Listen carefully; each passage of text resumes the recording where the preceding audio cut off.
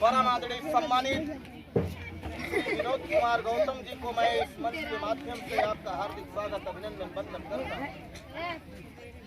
सम्मानित साथियों, स्वागत की कड़ी में जनपद सुल्तानपुर की आन बान शान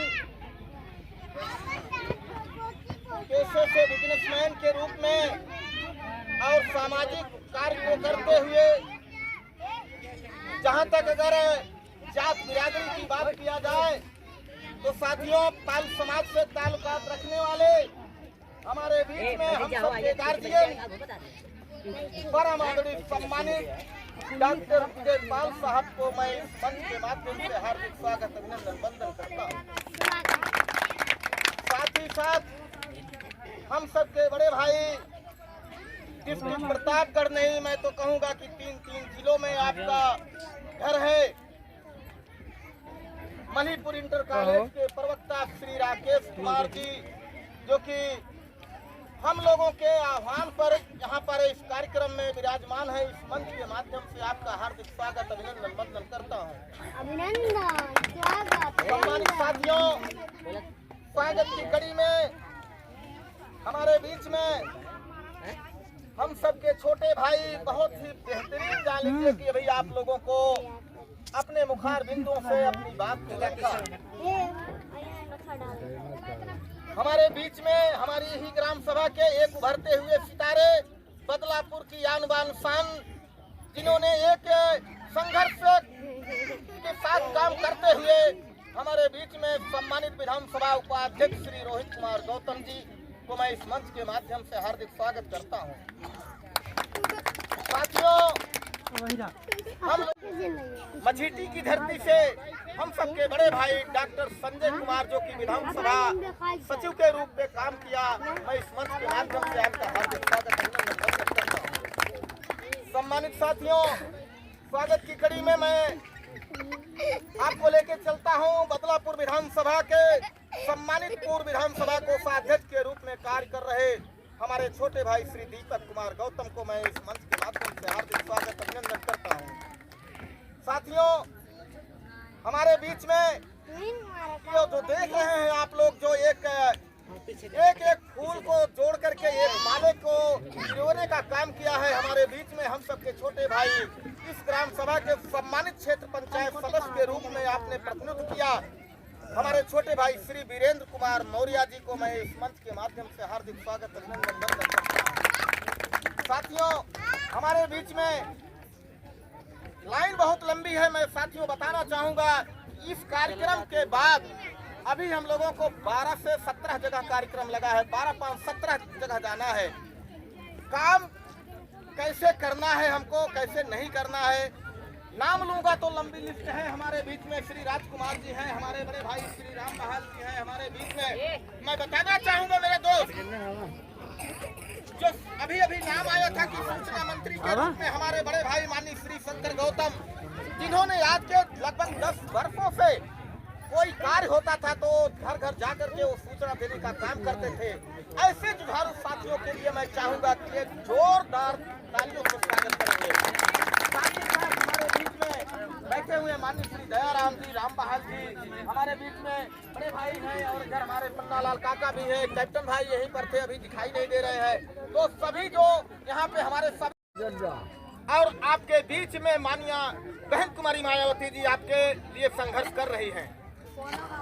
यह भी जान लीजिए कि कार्यक्रम मैं देख रहा हूँ, जब भी कोई कार्यक्रम हो, माननीय प्रधान जी, रोहित जी, मैं आप लोगों को बताना चाहता हूँ, अगर कार्यक्रम चल रहा है तो बीच में ये व्यवस्था नहीं होनी चाहिए, इस चीज को ध्यान दीजिएगा, नहीं तो अस्त व्यस्त हो जाता है कार्यक्रम, किसी की कोई बात नहीं सुनता है। सबसे बड़ी चीज है मेरे दोस्त, मैं जहां भी जाता हूं एक चीज जरूर कहता हूं कि आप लोग, ये हमारे उभरते हुए सितारे हैं, सर समाज की मैं बात करता हूं, किसी जात विशेष की बात मैं नहीं करता हूं। क्या डॉक्टर बाबा साहब बी आर अम्बेडकर ने केवल चमारों के लिए आरक्षण या कानून बनाया था? मैं बताना चाहता हूं, मैं पूछना चाहता हूं सर समाज के व्यक्तियों से, अगर आज डॉक्टर बाबा साहब बी आर अम्बेडकर इस दुनिया में नहीं आए होते संविधान को लागू नहीं किया होता तो भारत की प्रथम प्रधानमंत्री स्वर्गीय इंदिरा गांधी प्राइम मिनिस्टर नहीं होती मेरे दोस्त।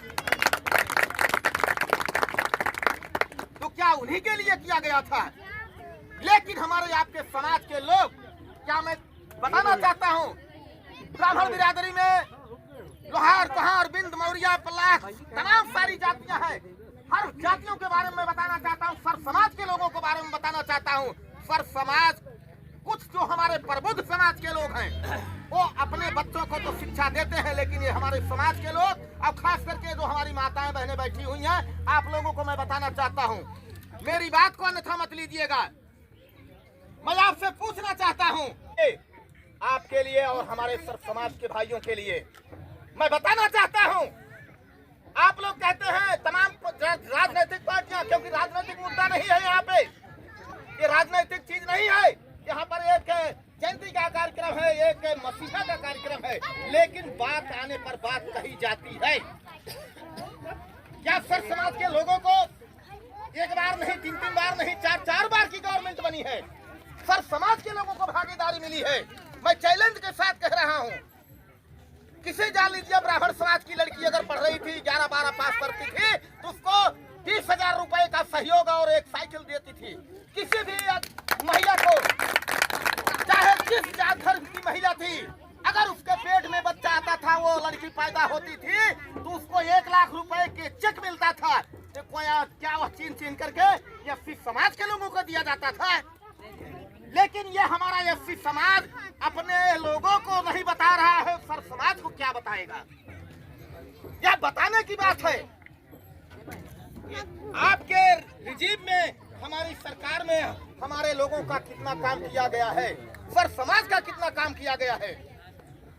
आप लोग कहते हैं कि 5 किलो राशन, मैं इस मुद्दे पर नहीं जाना चाहता हूं, लेकिन इतना जरूर बताऊंगा कि आप लोग 12 महीने के अंदर आप लोग एक सीट कपड़ा कम पहनिएगा, कम सिलाइएगा, और एक टाइम का भोजन मत करिएगा, एक टाइम भोजन कम कर दीजिएगा।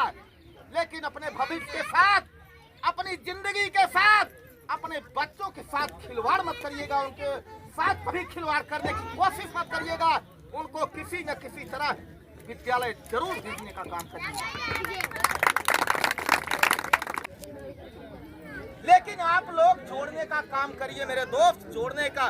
सर समाज को जोड़कर चलिए, सर समाज को जोड़कर चलेंगे तभी आपका कल्याण होने वाला है।